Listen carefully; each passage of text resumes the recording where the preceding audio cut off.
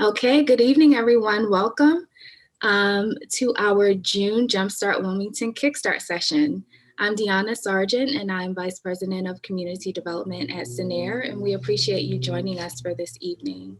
As a friendly reminder, please make sure to mute your phone or listening device unless speaking. Next slide. For those of you who may not be familiar with the Jumpstart Wilmington program, it is modeled after Jumpstart Germantown, which launched in Philadelphia probably now 6 years ago. Wilmington is actually the first city to launch a Jumpstart program outside of Philadelphia, so we're still excited about that. Sorry, we're still letting people in from the waiting room. The purpose of the program is to promote the growth of local developer capacity through training and development to support neighborhood revitalization and community development solutions by providing aspiring developers with the skills, knowledge, and support they need to rehabilitate properties. Jumpstart Wilmington was launched by Cinnaire to increase local developer capacity in Wilmington and stimulate neighborhood revitalization in Wilmington communities. The program consists of 3 main components, which are 12 to 15 hours of development training, mentoring, networking, and financing for developers who graduate from the Jumpstart Wilmington program. Those interested in participating in the program can visit our website at www.jumpstartwilmington.org to learn more about how to apply. A complementary component of the Jumpstart Wilmington is our Kickstart sessions, which focuses on specific development topics and are open to the broader development community. We would also like to acknowledge the Biden School of Public Policy and Administration's Center for Community Research and Service, who assists with the program administration. I'd now like to introduce our speaker of the evening, Dave Mengers. With over 33 years of experience in regional and international architectural and engineer firms, Mr. Mengers brings a combination of technical expertise, design acumen, and business development skills to enhance his passion for urban revitalization and community development opportunities for all his clients.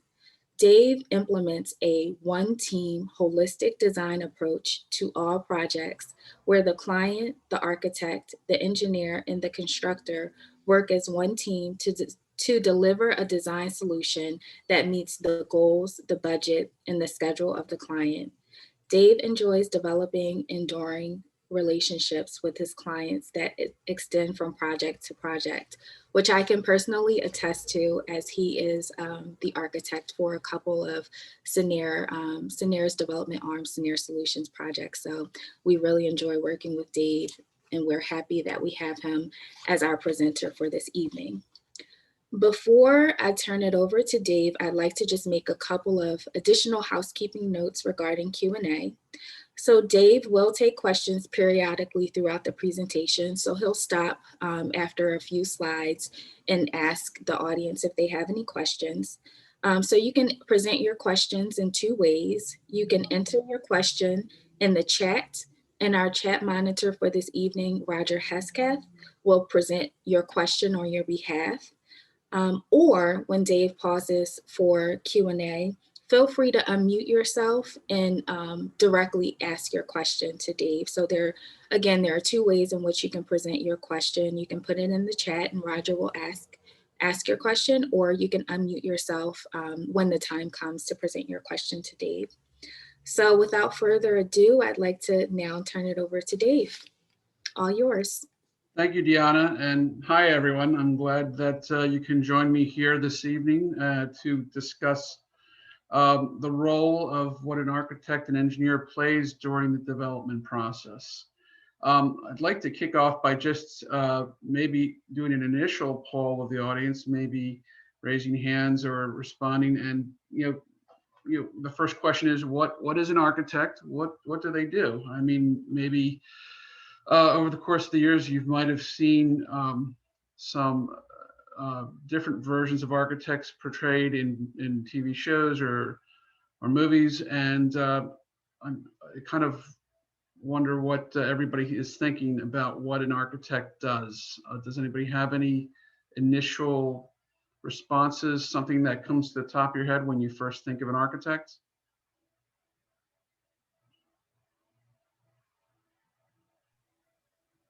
Hi, this is Darcy White. I'll take a stab at it. All right, thanks, Darcy. The first thing I think of is the father from the Brady Bunch, but dating myself. But in that sense, could be someone who designs houses, the layout. Could be a landscaper architect, someone who lays out what your shrubs, your trees, and things of that nature are going to look like. So, I mean, it could be a city planner, I guess, who lays out exactly how the city's, what buildings, schools, things are going to go here and there. So over broad definition, I guess, would be a professional who designs and plans and lays out a variety of things. Well, thanks, Darcy. That's a great response.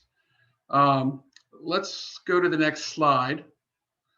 Here's a few definitions of an architect. And I will defer to the Mike Brady reference. And yes, I can identify with that, Darcy. Thank you. We're highly trained folks graduating from college and with the preliminary or advanced degrees, and we design new buildings and renovations to existing buildings. We also play a key role in construction. We work with our clients to determine the best way, functional design, and overall look at the building that's going to meet their budget, their developmental budget. We also make sure the building design, meets all government regulatory requirements, and that is constructed. The building is constructed according to the drawings that we've created with the client's approval. Just to kind of, describe it a different way is, we help the client or developer navigate through the project from the very beginning to the very end of the project, in terms of helping them just figure out what kind of building they want to do. If it's a new building, if it's an existing building, what can we do with it? If it's an existing house, how can we renovate it to give them exactly what they need if they're going to be moving into the house or moving or trying to rent the house or sell the house, what works best for them and their budget. Without that being said, let's move to the next slide.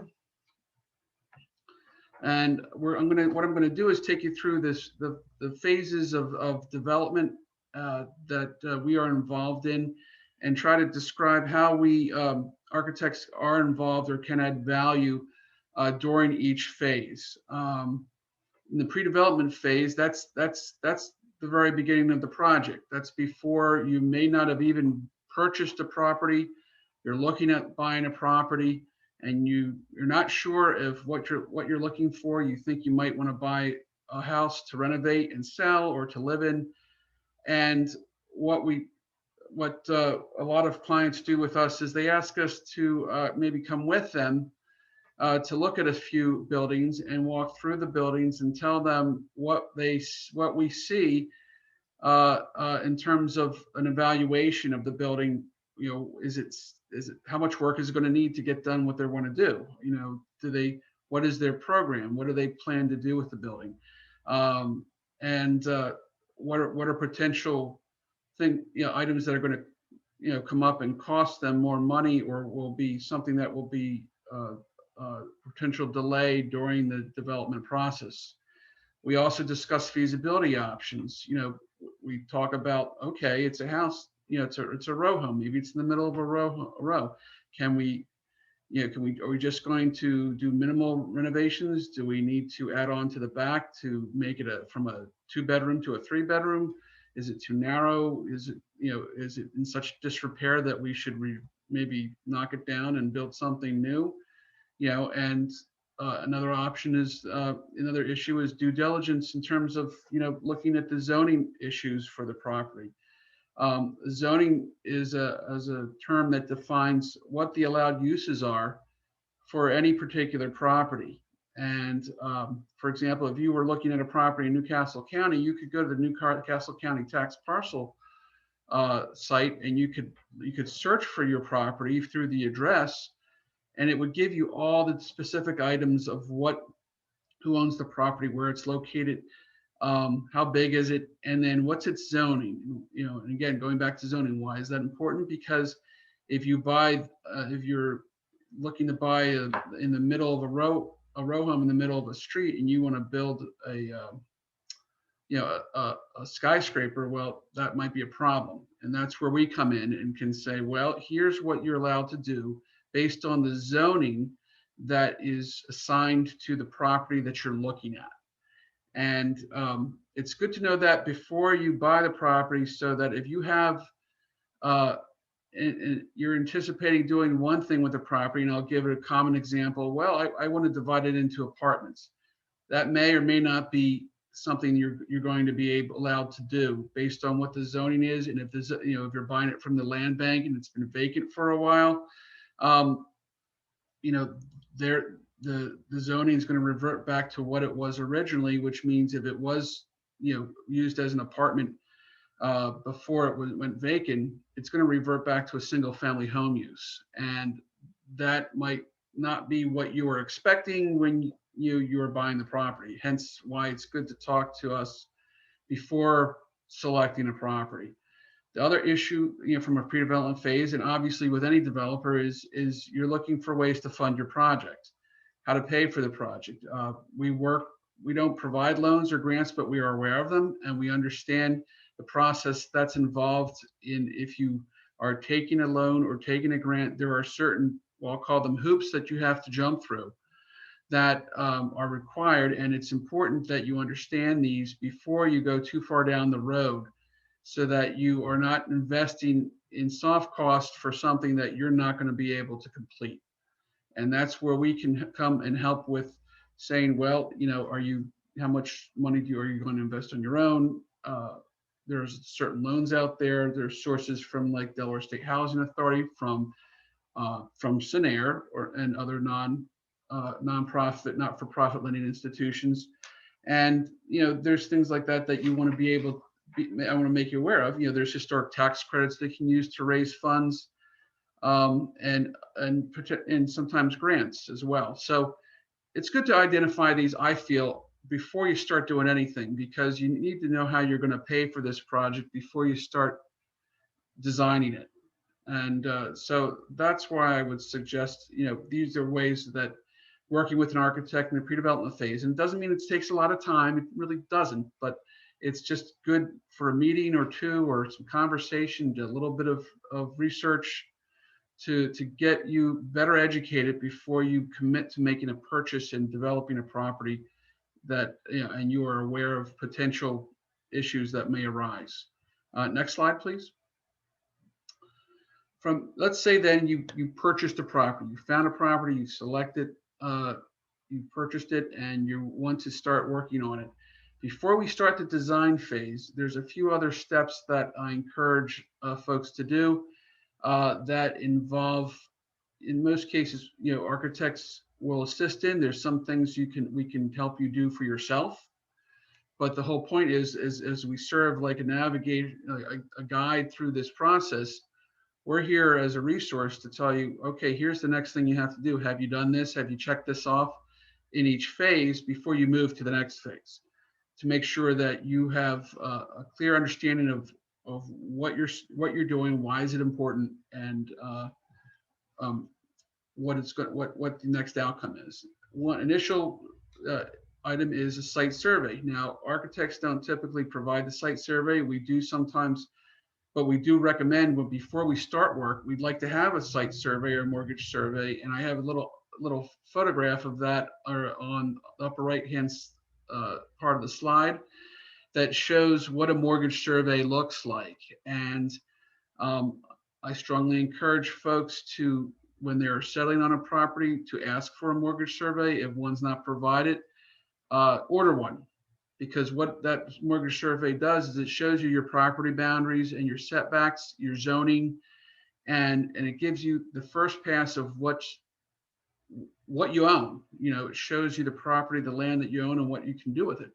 And usually these are provided by surveyors or civil engineers at a minimal, I won't call it a minimal, but this is where we would start to invest money. That something like this might cost between $1,500 to $2,000.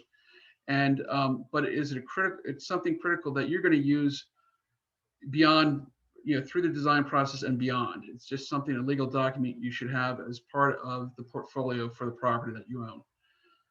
Next, before we can design anything, if we need to have a set of drawings that shows us what the existing conditions are. What does it look like right now if it's an existing house? What does the lot look like if there's nothing there?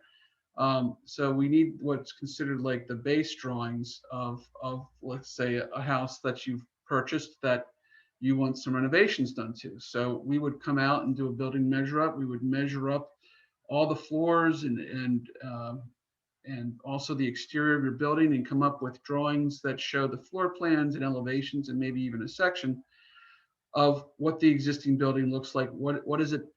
What the materials are composed of, what are its systems, and while we're out there, are there any issues that jump out?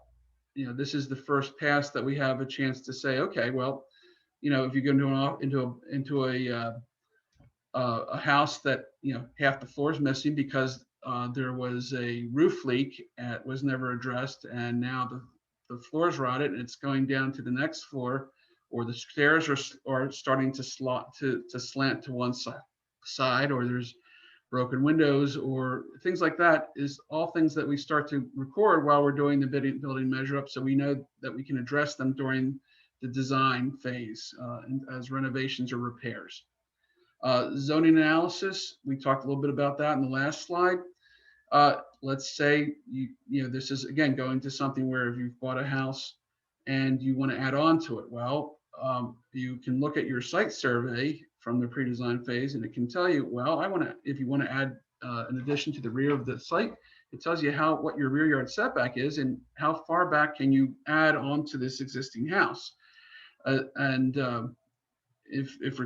you still want to do it and your addition would go impede on that rear yard setback or a side yard setback, you would have to go to the Zoning Board of Adjustment at the City of Wilmington and request a variance that would allow you to add more to your building than you would normally be allowed by right or by use. And there are different kinds of variances. One is for most common for residential is a dimensional variance. Are you adding something that's within your setback lines? And setback is how far is the house setback from the front of your property, the side of your property, and the rear of your property. Also, there are use variances as well.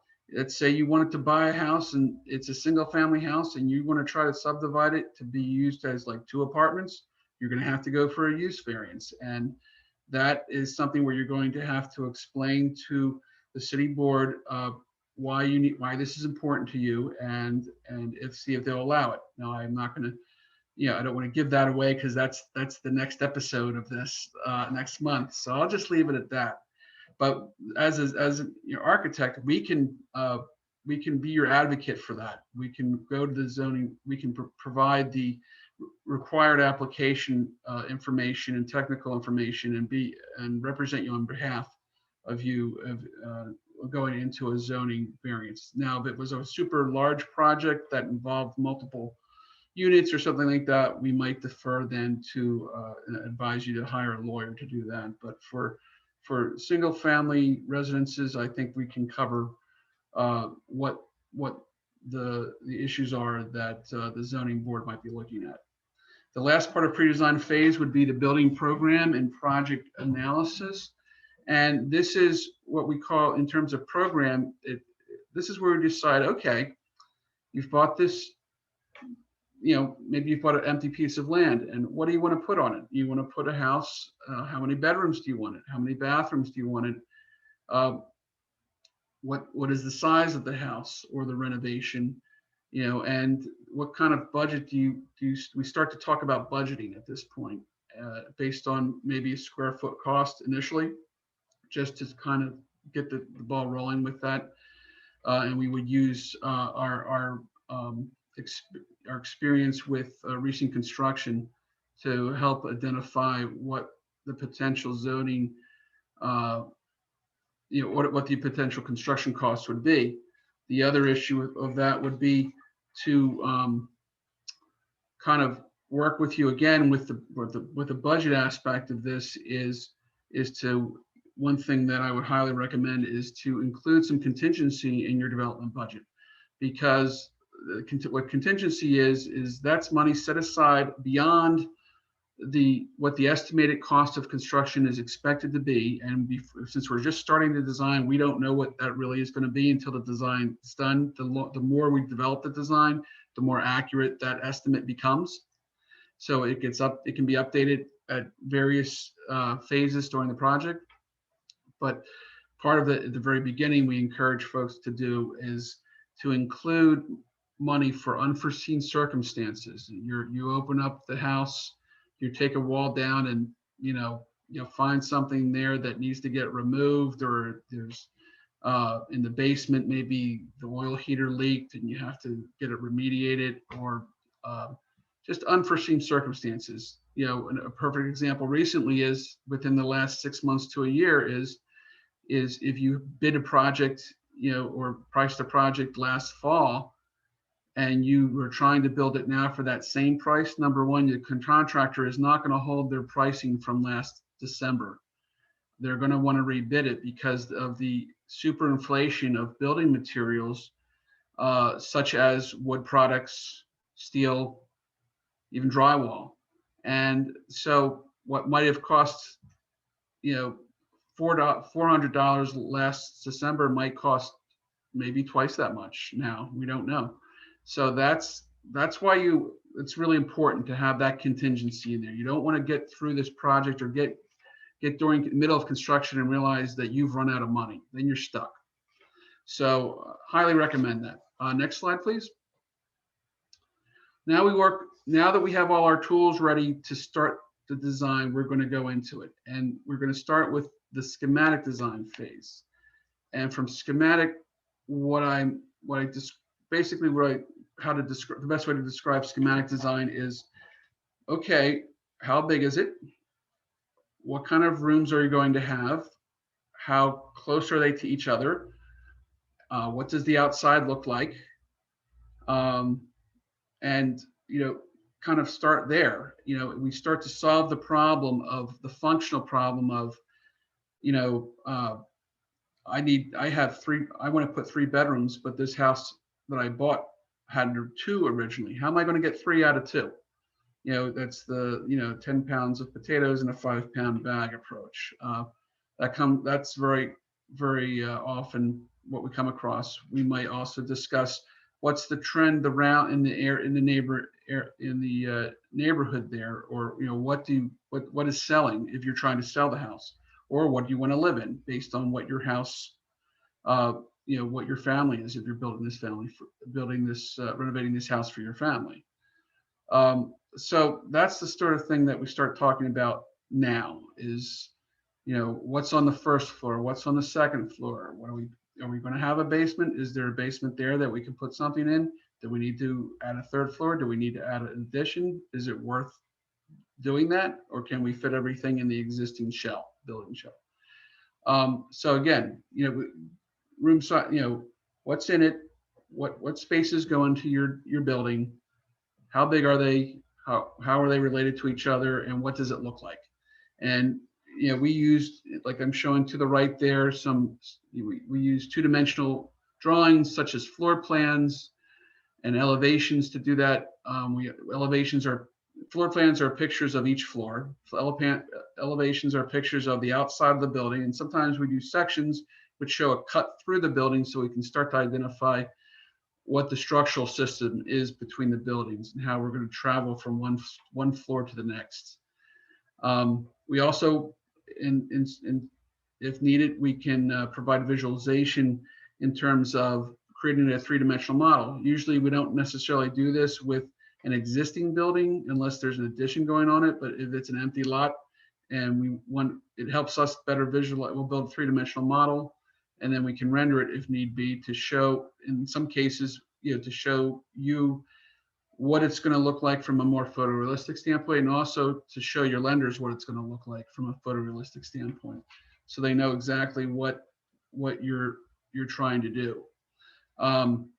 Because not everybody reads plans, and if I had a nickel for everyone that said, they said, yes, we understand what's being built or being drawn, and then when the studs go up, they're like, that's not what I thought I was getting. So we want to try to avoid that. As a field, architects have been working harder and harder to give that visualization aspect earlier in the design phases so that our clients understand what they're getting. It's really important that you know what you're getting, what it's going to look like. Secondly, we do a code review.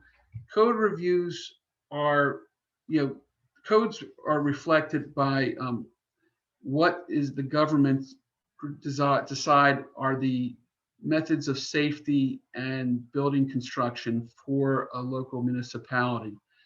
There'll be a city code that might amend the local building code or a national building code, a life safety code we look at, that in terms of, mainly, for fire safety. If need be, handicap accessibility. If you're building a house for yourself and you need to have accessibility in and out for you or a family member or someone you're trying to sell it to, we would incorporate that code. And what we do is we start to look at, from schematic design, here's what we're trying to do, here's what we're proposing to do. How does that impact, how do the guidelines set forth by all these codes impact what we're trying to do? And we have to make sure our design meets all the codes that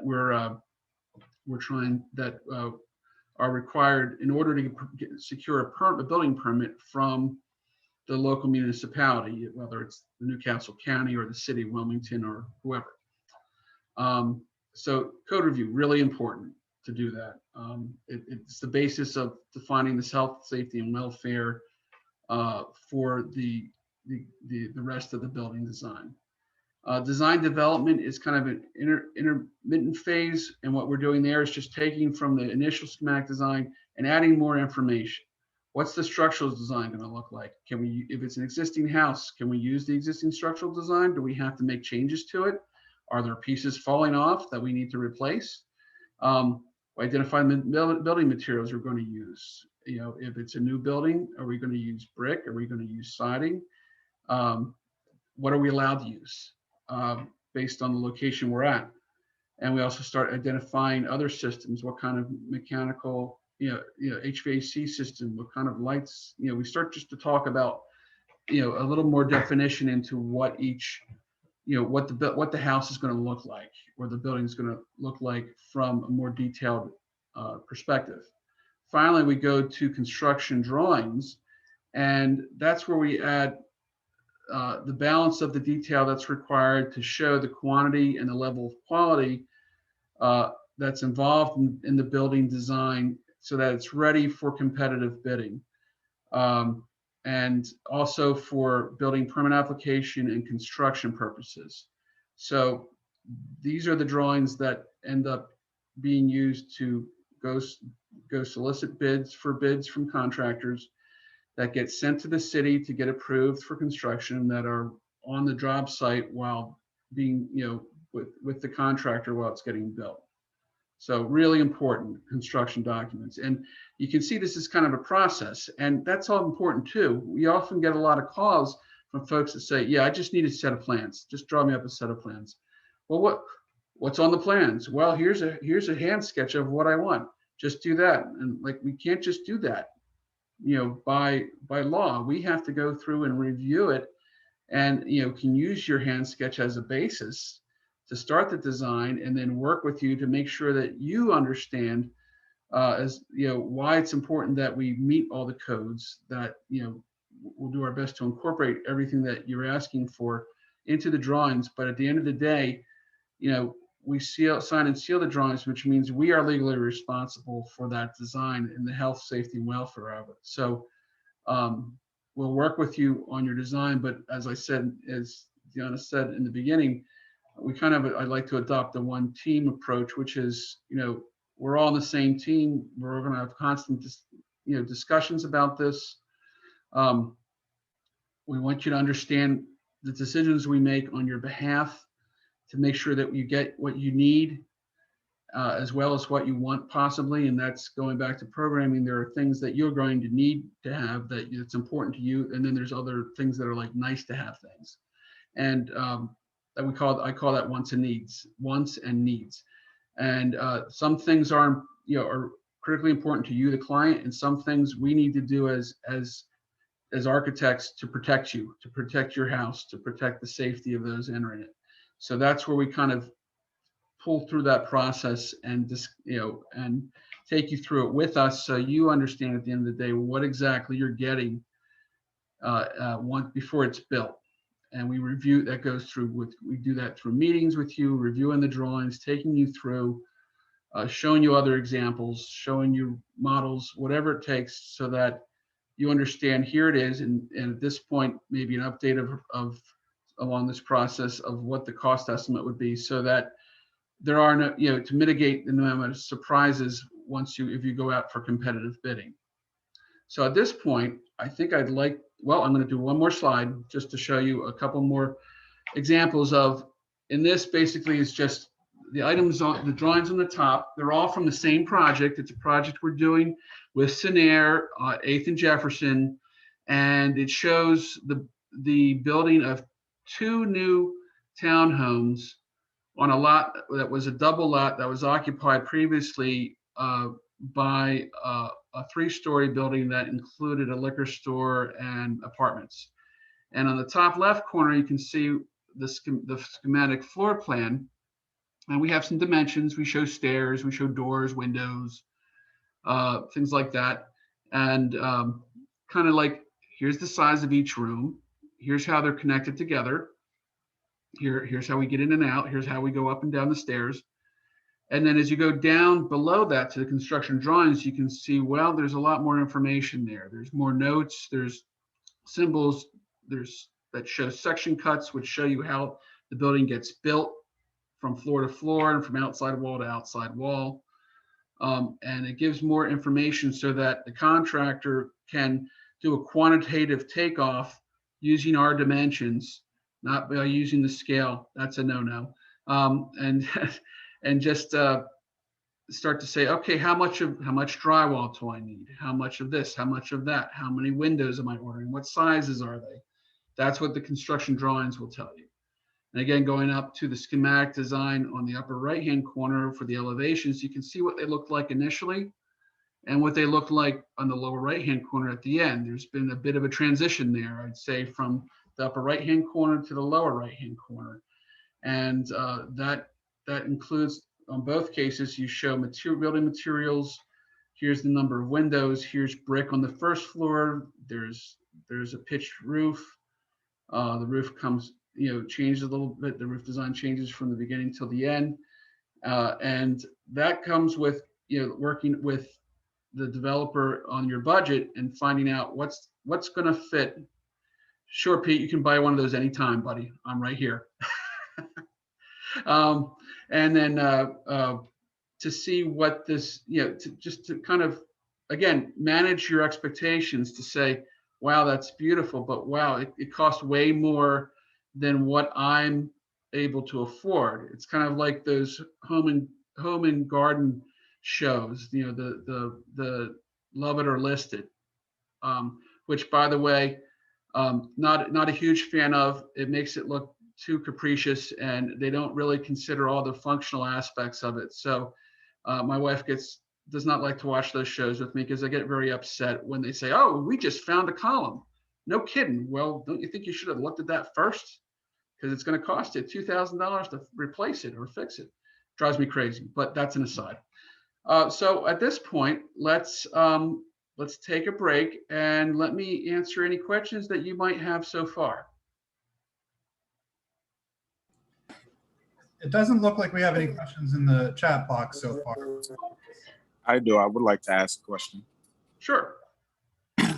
So with this course, will there ever be a portion where it's like an actual hands-on version Like, will there be like a step-by-step going through a full development on the actual like property?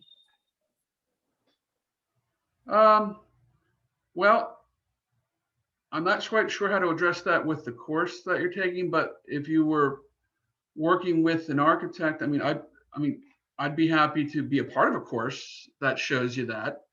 But I would defer to Diana on that question. I'm sorry, can you repeat that question? Was that Marcus? Or My name is Akeem Bafia. Hi, Keith. Hey, how are you? No, I was just honestly curious to know, like, by going through these courses, will there be a portion where we'll have like a hands-on aspect to it that shows us through actual property development, like going through it with a property that y'all might be working on or a project that y'all might be working on? So we'll take that into consideration. Currently, that's not a part of the actual Jumpstart Wilmington program. And the way that the Jumpstart Wilmington program is structured is we provide a series of training around development related topics. And then the thought is that, you know, if you complete the program, you'll be paired with a mentor, and your mentor will be available to help guide you through your development project. But if you would like to talk more about that offline, Akeem, we could think about how we can incorporate some of that into the program. Yeah, that'd be great. Thank you. I appreciate that. Thank you. There is a question from Ray in the chat. He says, when we do a residential flip, when and what prompts us to use a company versus doing the work ourselves? That's a really good question, Roger. And that just as there's times when I'm trying to demonstrate to you, I'm trying to give you examples of when to use an architect, there is also times that an architect is not needed. If you're buying a house that is already, you know, furnished and all you're doing is cosmetic changes, you're not moving walls, you're not adding anything onto it, you don't need us. If you're just replacing windows, except if it's in a historic district, which I'll get to, you wouldn't need an architect if you're just trying to update your finishes and refinishing floors, paint, you know, doing the exterior. Again, with the historic district, that's a different animal, and I'll touch on that in a few minutes. But if you plan on moving walls, doing anything like that, you're going to need to have a sketch that you're going to have to submit to the license and inspection department to pull your permit. And you can, if you're doing the work yourself and you feel you really should, you know, make sure that you are qualified to do that type of work in terms of, you know, doing anything carpentry wise that involves moving things. Then I highly recommend using an architect or an engineer to help you, assist you with that work and provide at least a sketch that shows if you're taking a wall out or creating an opening in a wall, you know, what the detail looks like and is that going to work properly? So that's what my response would be to that is, you know, the more desolate looking it is, if it's gutted on the inside, you need us because it involves more than just adding studs. You're going to have to get the proper insulation. The city's going to want to see all this information before they'll give you a permit or your builder a permit. So why don't we move on if there's no more questions?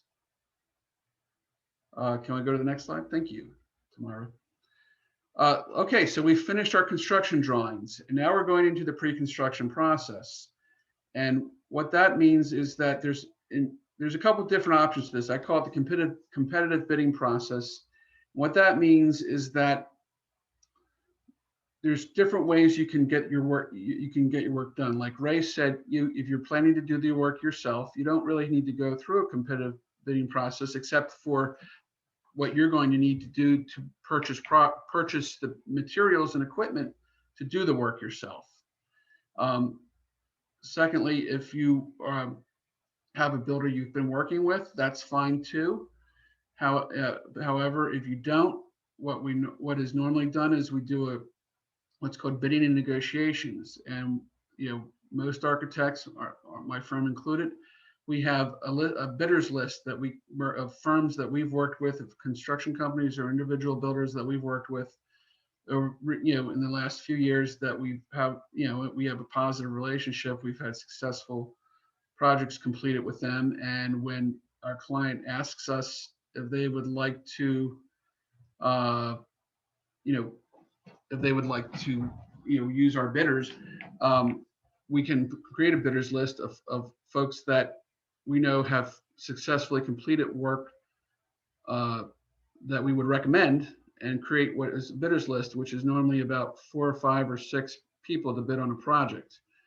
The reason I say 6 bidders is, well, we don't really, typically you might ask 6 people to bid on it, but most cases you won't get 6 bids back in.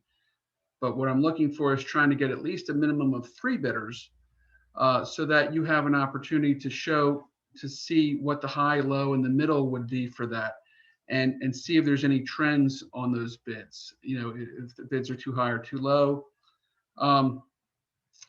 We manage the bidding process. What that means is we create an invitation to bid. We send it to our listed bidders, or anyone that you might have that you want to be involved on that list. We schedule a pre-bid meeting at the site, whether it's a house or an empty lot. We'd review the drawings with everyone. We'd review the schedule. We'd set up a schedule for accessing the building if need be, or if there's questions to be asked, we'd respond to those. Usually the bid process might take 2 to 3, in this case, with the way how busy everyone is, even possibly 4 weeks to get bids in. And the idea is that that the bidders are all the contractors are going to be bidding on the information that was provided in our construction drawings. In some cases, we also create an itemized contractor's bid list, checklist, or that can be used as a bid form as well if we want to break out and to see where costs are specifically. But it depends on how detailed you want to get, and most builders don't like when we do that. The builder selection, we get the bids come in, we review them for accuracy on your behalf. Does they have everything covered that's on the drawings? If we're not sure, we would ask to hold a bid review meeting with the contractor and go through the drawings and make sure that they have everything covered that are in the drawings in their bid, and they can show us where that is. The last thing we want to do is to someone say, yeah, I've got everything, it's fine, and they give you this one piece of paper that gives a number and that's it. Some contractors have their own forms that they use to submit with, and that's fine. But be wary of a contractor that gives you a 1-sentence bid that says, I'll do this for this much money. And because that leaves you kind of unprotected as to how they're going to do it. What are they going to use to, how are they going to go by the drawings? We don't know. So after doing the bid, reviewing the bids, having a bid review meeting, we would make recommendations to you saying, okay, we looked at the low bidder, but you know what? He's 20% lower than the other 2 guys. We think that he's missing something, and we don't feel confident about that. We might recommend you go with one of the middle 2 guys. Or obviously, if someone's way higher, sometimes we ask, well, why are you? Maybe there's something that the other 2 left out. But the point is, what we want to get, what the accurate number is, we want it to be as low as possible, but what we want to avoid is having someone come back and say, oh, I left that out, I forgot. And then you have a change order in the middle of the project. Or they can't finish the project and you have to find someone else. So that's why it's really important to spend some time, during the bid process to make sure your contractor understands what you want. And what you want is on those drawings. It is not what they're willing to give you. My job is to make sure that you get what you asked for that is shown on the drawings in terms of a level of quality and of cost. And that's a challenge. If you went out and just got several contractors to do it, you wouldn't have, you have no control. It's then apples and oranges. You're not quite sure, that set of drawings is your baseline for what everyone else, for all bidders to comply with. The construction contract award, we would work with you and the client to develop a contract, review it, make sure everybody understands what the contract's for, what each person's responsibility is, review a payment schedule, explain the key elements of the construction contract. Some people like to do the general contracting themselves. Unless you're a licensed contractor, I highly recommend not doing this. You know, if you have experience in the field, maybe you can pull it off. Maybe you'll save some money. But if you've never done it before, I do not recommend this. Building permit application. We prepare prints for sign and seal construction drawings. We give them to the contractor to submit to the city, along with any other required forms from us. And during the plan review process, which may take from 2 to 4 to 6 weeks or longer currently, that's one item that neither we nor the contractor have any control over.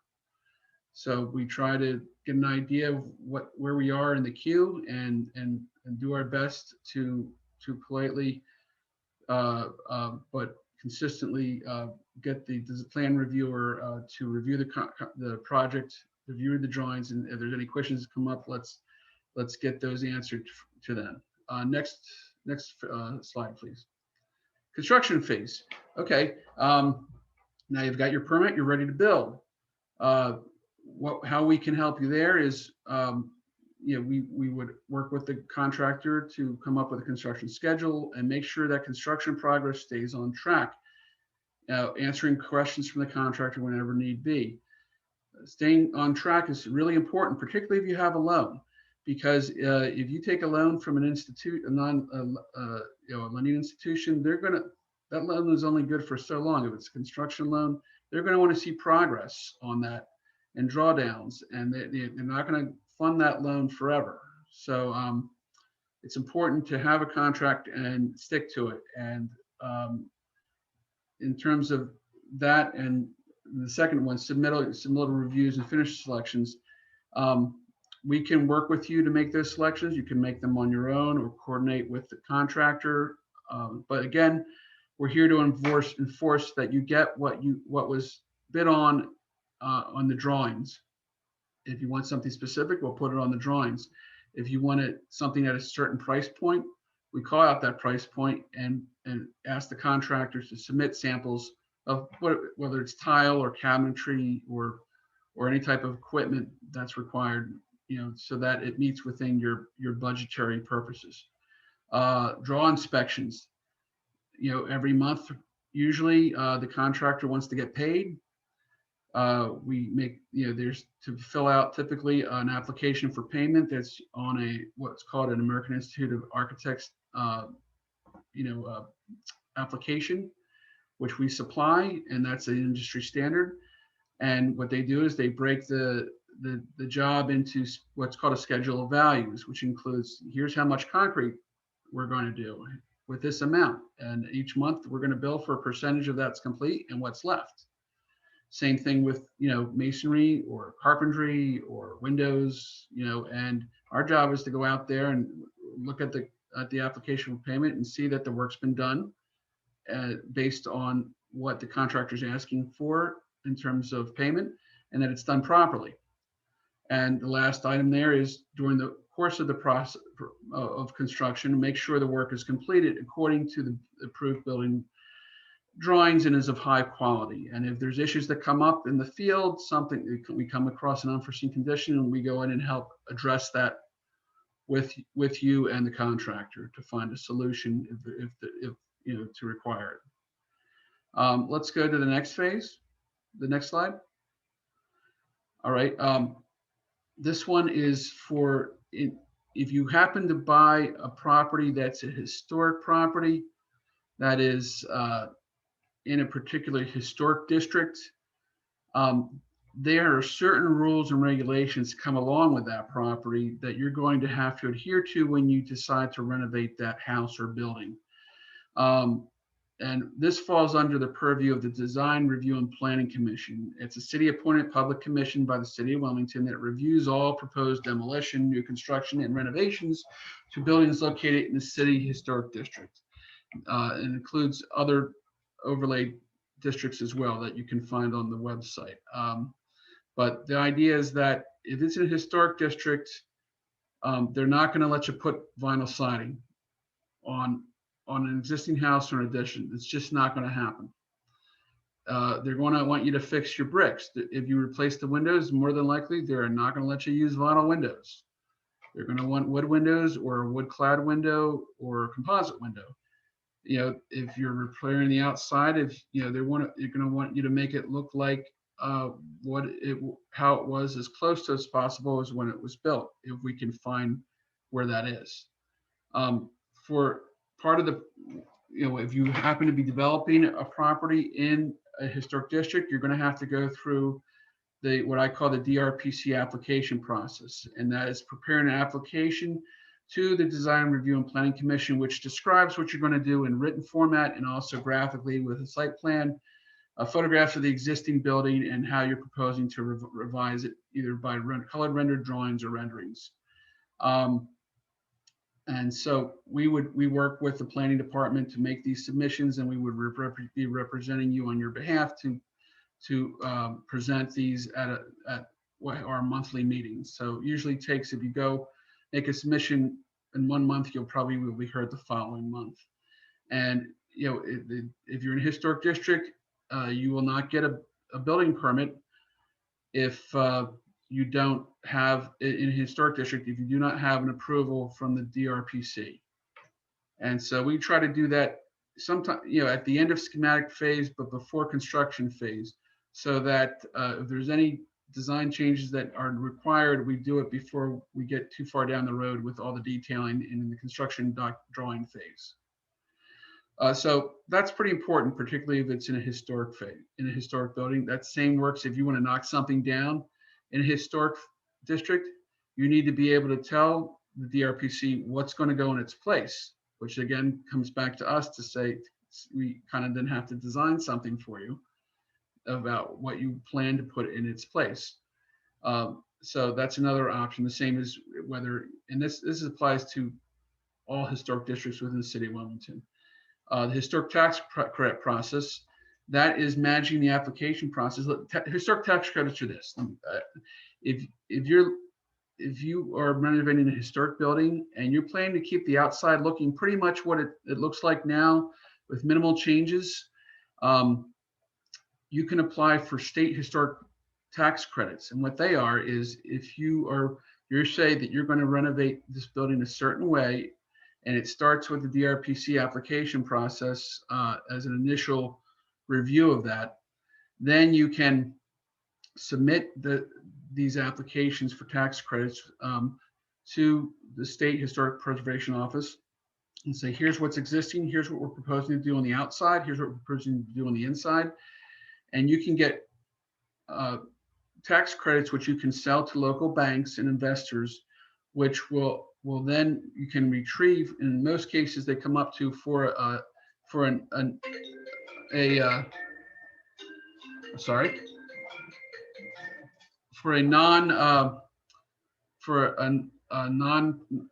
for-profit developer, which most of you would be, you could get up to 20% of the cost of those renovations in tax credits, which you would sell, and they can go towards compensating yourself or paying for the construction costs or paying back your construction loan.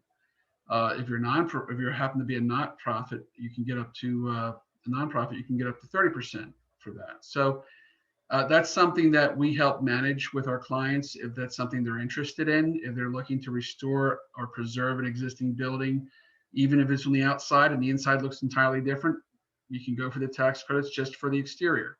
So another option that helps, that where we can, as architects, can help you fund your projects. Next slide, please. The engineering process. Architects do a lot of the work for these renovations, but they don't do it alone. In most cases, structural engineers are also involved in the renovation of an existing building or the construction of a new building. And when you talk about structural engineering, what I'm talking about is when you see the frame of the building go up, you know, in terms of the guts, you know, here's the decking, what are you standing on, the studs in the wall, you know, if there's a metal beam in the basement, or a concrete or a steel pole in the basement, and you know what makes the building stand up. And if we're doing changes to the building, make sure that the changes we do don't affect the building from not continuing to stand up. So that's what I'm talking about with framing, decking, and foundations. The structural engineers might also be really important. If you're doing something simple to an existing house and say, I want to take this wall out, but I want to make a larger opening, or I want to make a larger window opening, then you might just need a sketch from a structural engineer. If you walk into a building and the floor's not there, or it's falling apart, you might need a structural engineer to come in to make sure it's not going to fall in on you. So structural engineer is very important. And we work hand in hand with them. And in the case of my firm, we have them in with our firm. We work, we have them integrated into our architectural design. Mechanical, electrical, and plumbing engineering. Basically, that's, how is electrical power and lighting provided to your building? How are you going to renovate it? Are you going to put different lights in? What's your HVAC system going to be like? What are the sinks? How are the sinks designed? The piping, the toilets, the bathtubs. And the showers, those compose mechanical, electrical, and plumbing items, and it involves ductwork for your air conditioner. All that design. Typically, we work for smaller projects on a design build basis. We'll put a project spec on what we're expecting to have, and then work with a contractor to figure out the design. If it's a larger project, we have a mechanical, electrical, and plumbing engineer that we would work with us to incorporate it into our drawings that would be part of the bid set. Civil engineering, we talked a little bit about at the beginning with the site survey, but let's say if you have a property that you're adding on to, or that it's brand new, or it's a larger property, you're going to need a site plan. If you're buying a couple properties that are attached to each other and you want to convert them into one property, you will need a civil engineer to kind of set up your like a subdivision or a reverse subdivision where you're combining two properties into one property. Also, if it's a new property and you need to identify the finished grades, how are there slopes? Is it on a hill? Sanitary sewer and domestic water hookups. How does that get hooked up from the building to the existing lines in the street? That's what civil engineers do. So that is a perfect reason why you should. You may need them, you may not. If you're just fixing the inside of the house, you don't really need to use them as much. So next slide, please. Real quick case study, 8th and Jefferson. I talked about this earlier. This is kind of a perfect storm example of a project we're working on. I'm working with Deanna on, of a property that's located at 8th and Jefferson in the city, in West Center City. And if you look at the upper left photograph, it shows an existing 3-story building that on the first floor was a liquor store, and the upper floors were apartment buildings. And it became over the years a nuisance property. There was a lot of criminal activity in that area. The city bought the property.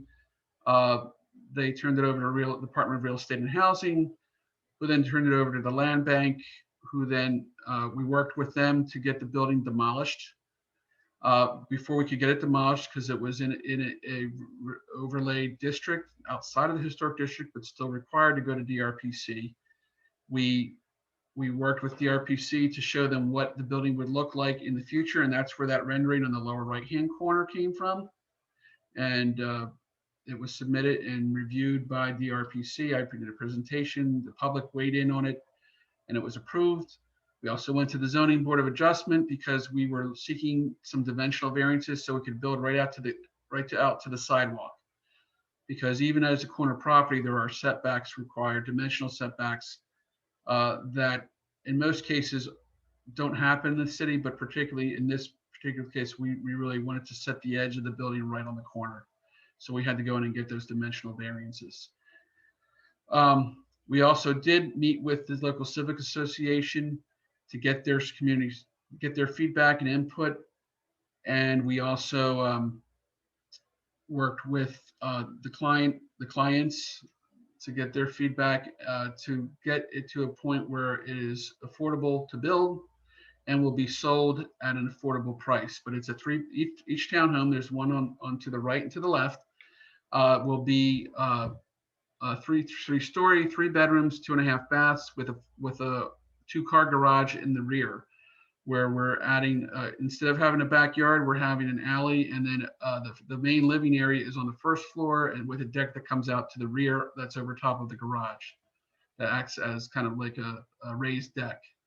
And we did actually also in this particular project include the adjacent property, which is a existing building at 605, which is kind of hard to see because there's a tree in front of it to the left of the stucco building. And that also included renovations and an addition to that as well with a 1-car garage, which is all three will be sold in a range of what the census tract, the average median income of a census tract, of that census tract allows it to be sold for.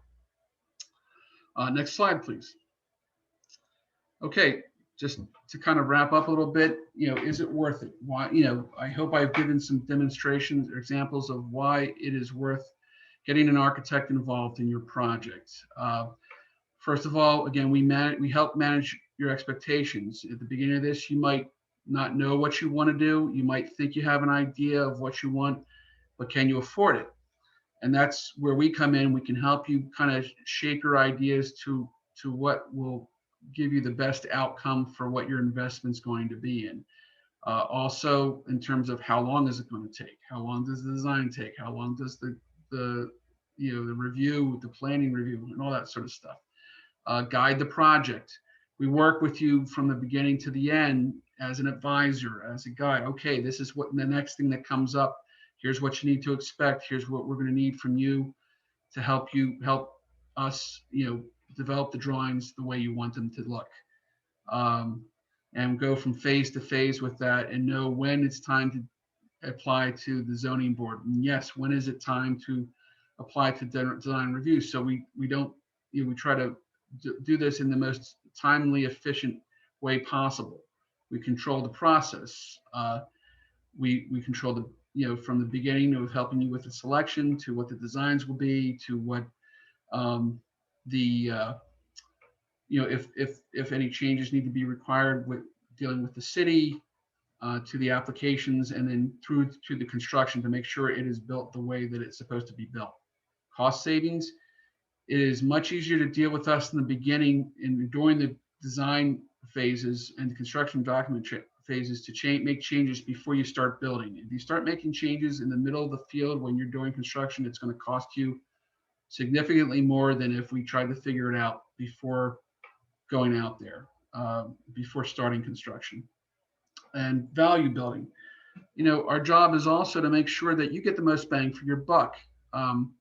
We want to make sure that your investment into this property yields what you want it to yield. If it's, if it's to be a flip, then that's, to sell to someone else, that's fine. If it's to turn it into apartments, that's fine. That's another idea, we would help you maximize the revenue source. Or if it's just to live in, we want to make it right for your family, but also look at the fact that somewhere down the line you might sell.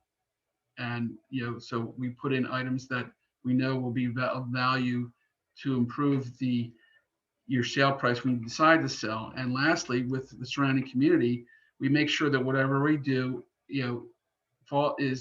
relates contextually to what its surroundings, but stands out in a way that will increase the real estate comps of your property and those properties surrounding it.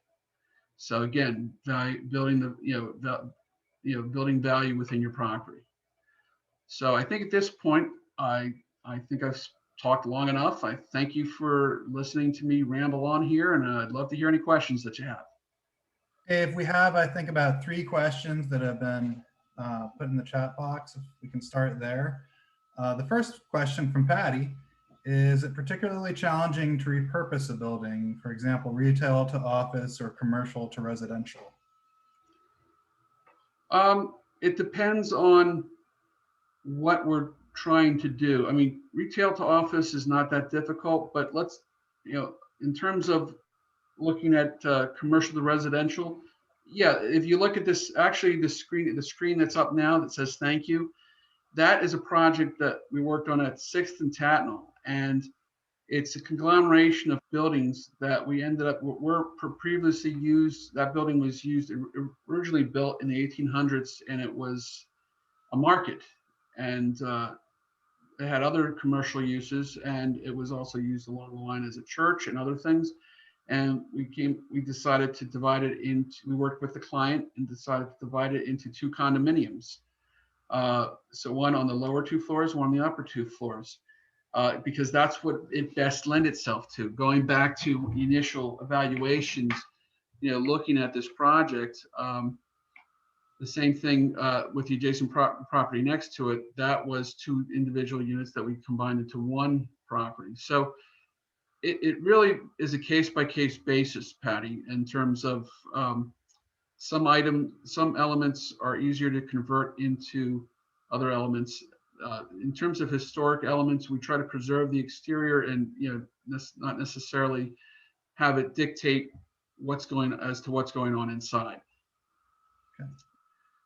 The next question from Fola is, how much is your fees for service? How much are your fees for service?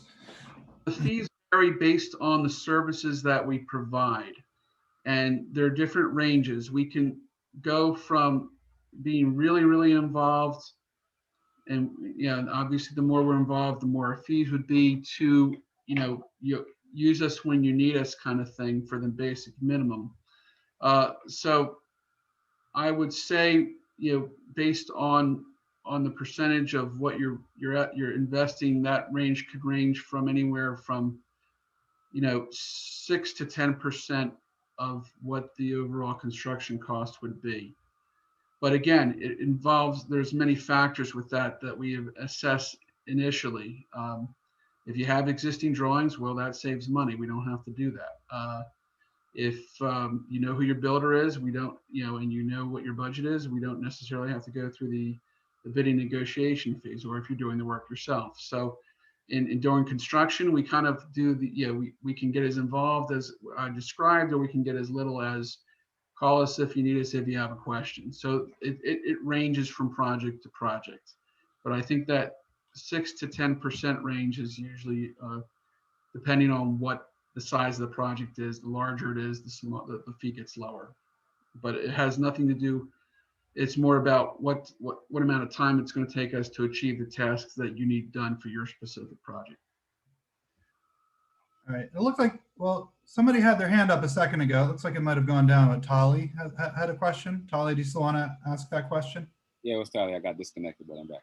Okay. First, thank you guys again for putting this together. It's really great. And Dave, thank you for your presentation. Oh, you're very welcome, Tali.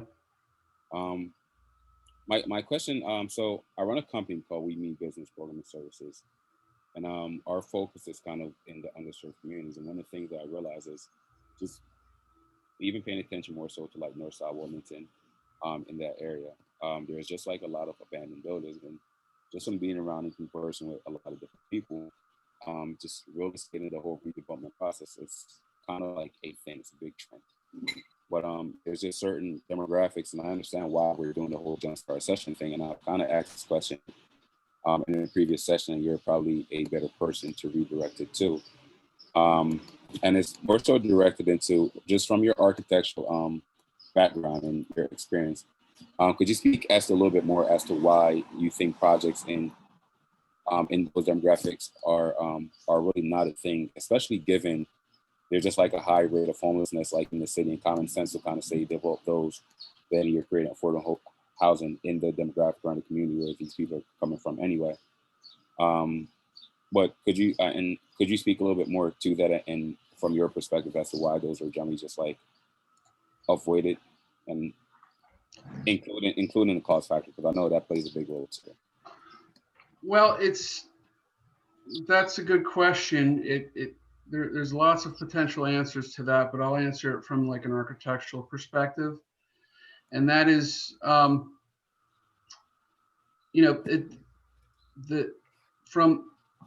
in terms of balancing the scale, so to speak, the construction costs the same no matter where you go, and a lot of it has to do with subsidies and finding developers that are interested, and they're out there because we're working with them, to invest in underserved communities and look at creative ways to create housing options that are, not over the top, that are affordable. And that includes a lot of, that's where we have to put our thinking caps on. Someone had mentioned earlier, I don't know if it was you or someone else, about converting other vacant buildings into residential properties, and that happens. What we find though is that sometimes renovating existing buildings, and it kind of leads to, it's not necessarily cheaper than building new, and it depends on what type of project you're doing and how much how bad is the existing building, what kind of condition it is in.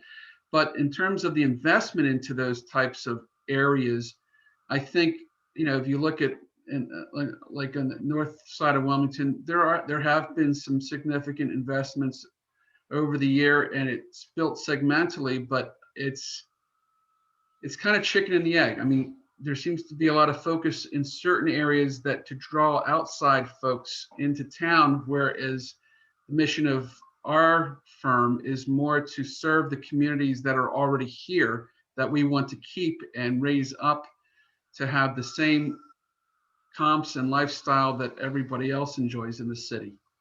And it's just a matter of finding the right partners to do that with. And there are partners here. Cinnaire is one of those partners. There are other partners we're working with too.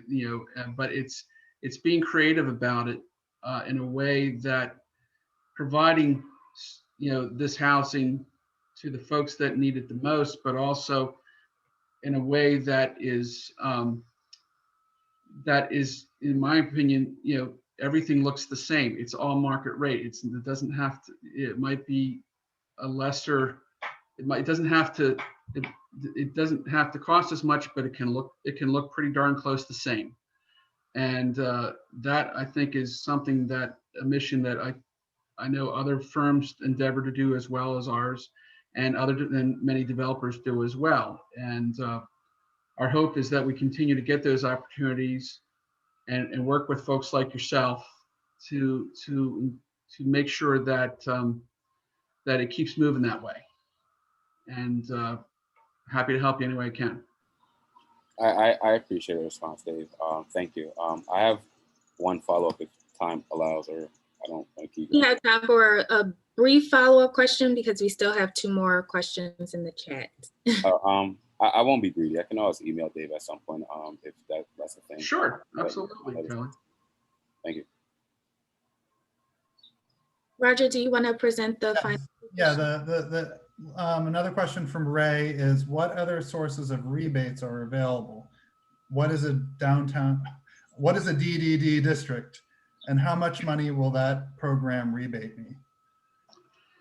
Okay, well, a DDD stands for Downtown Development District, and those are identified and sponsored by the Delaware State Housing Authority, which also is a good resource for other options, other funding options, such as low interest loans, construction loans, as well as potential grants through the neighborhood stabilization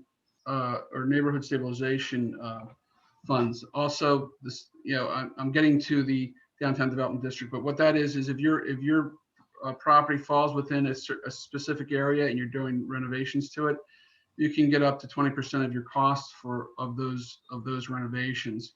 But the Downtown Development District has an interesting map for the city of Wilmington. I think comparatively speaking to the size and breadth of the city, I think it needs to be larger than what it is. But the idea is that you can, if you fall within that, you can work with Downtown Development District and the Delaware State Housing Authority to make sure that your proposed project qualifies for those funds. And I suggest looking at the, I think it's DSHA Gov for looking for those types of options for the grants that they provide. Other than that, there's the city offers a home fund that they work with. They manage through the Housing and Urban Development Department of the federal government, and that can be applied for at the Real Estate and Housing Department in the city of Wilmington.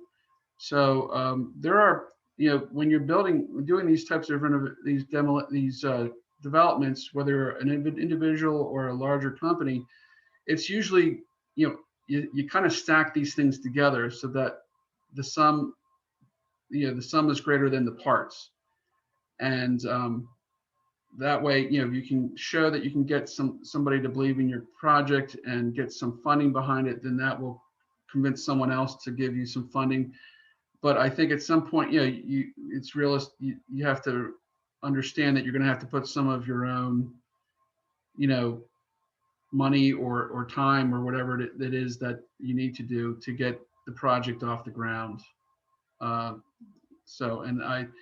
I think that Deanna and Cinnaire would give you some better options, to start with, and then accompany with these other options that if you contacted us, we could help you, point you in the direction of those as well. Okay, last question in the chat from Faye is it difficult to convert vacant schools into housing? Vacant schools into housing? Well, yes. That's the one word answer. It's a great idea, and we're of like minds there, Faye. But the challenge there is that schools were designed for a specific purpose, and it wasn't residential. That doesn't mean it can't be turned into residential, but it's a zoning issue, and it's also a life safety issue, because obviously if it's a school, you'll probably be turning it into multi-housing, whether it's apartments or condominiums.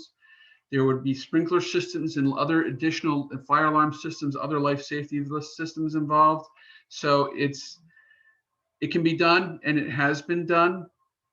And there's been really great projects in the city where they've converted churches and other things to senior living, and even more historic elements of old examples of the schools turned into multifamily residential or senior living or something like that. So it can be done, and I'm myself very interested in that option as well. It's just that it's a larger piece of the pie. It's going to take a greater investment in order to make that happen, but it can happen. Thanks, Dave. I think that's the final question. Yes, Roger? Yes, that was the last chat question, yeah. Thank you. I am going to turn it over to my colleague, Tamara Rayford, to close this out. Thank you so much, Dave, for your wonderful presentation. And just as a reminder, a recording will be shared, as well as a copy of the PowerPoint presentation will be shared with the attendees in an email over the next couple of days. Tamara? Thank you for joining, everyone.